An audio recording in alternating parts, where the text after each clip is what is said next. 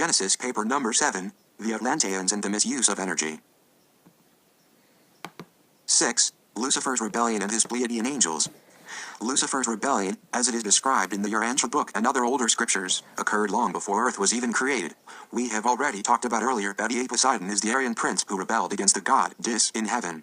In this sense is Lucifer, while Enlil is Satan, despite the fact that I wrote that Marduk probably is Satan in Level I, who also rebelled against the forces of light, the mother goddess, and they were both cast out of heaven, Orion, by Archangel Michael, who of course must have been an Aryan Makh, deaf warrior, or perhaps the symbol for a whole Aryan elite force.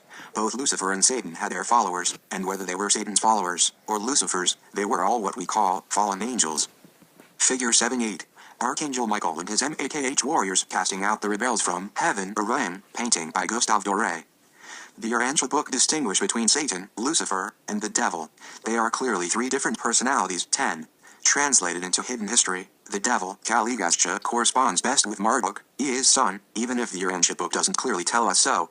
Marduk, just like Kaligastia, was later killed here on Earth, and Alexander the Great, who is said to have been Marduk's hybrid son, saw his father dead in a coffin. However, because these star beings jump bodies, Marduk didn't stay dead for long. In the Urantia book, paper 53, it says that there was no obvious reason for Lucifer to rebel against this system, and no one suggested such a rebellion to him. The book suggests that Lucifer simply was an advocate of self-assertion and liberty. 11. His manifesto became to teach humankind that the god Dis did not exist, which became more prominent after the flood, when different religions took form after first had been instigated by his high priests.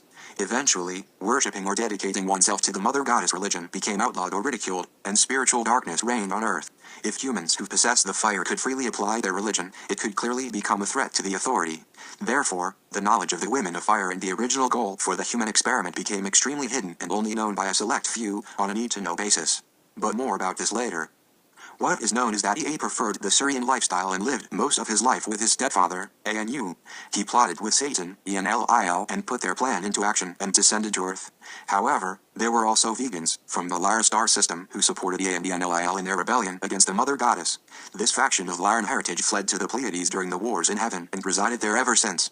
So at one point during the Atlantean era, Ea left Earth and went back to the Pleiades to bring some of his loyal officers back with him to Earth. In the Pleiades he showed them holograms of how life was on Earth and that he wanted to use the Lyran Pleiadian DNA to further advance humankind.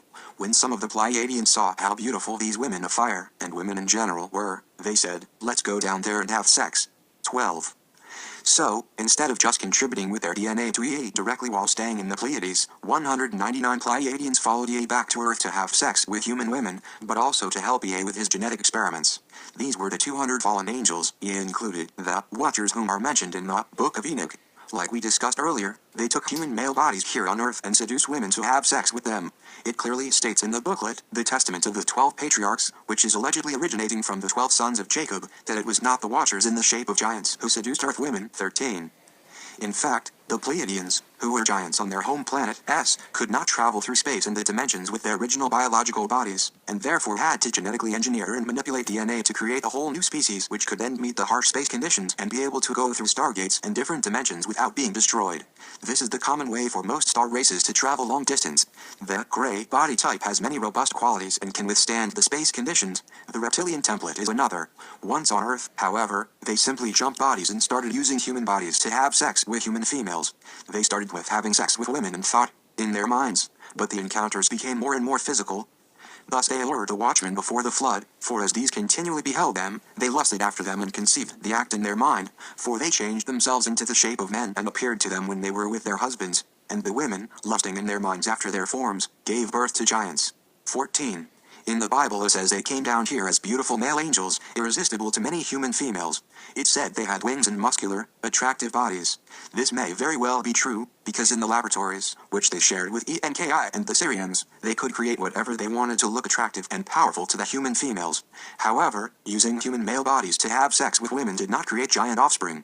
After a while, the Pleiadians genetically engineered their own 3D bodies, with or without wings, but more commonly, their souls hovered over human females, whom they knew would carry good-looking male offspring, and made sure their soul inhabited the chosen fetus. That way, the fallen ones could be born into human bodies, just like you and I, but grow up with full memories and interdimensional abilities. I am sure these same beings are coming back today and in fact are already here, born into regular human bodies. More than just having sex with human females, they followed EA down to his laboratories under the ocean and they started manipulating Lyran Pleiadian DNA, the DNA of giants. These offspring became the biblical Nephilim and spread out over the world and settled down both in Mu and Atlantis, among other places, approximately at the same time.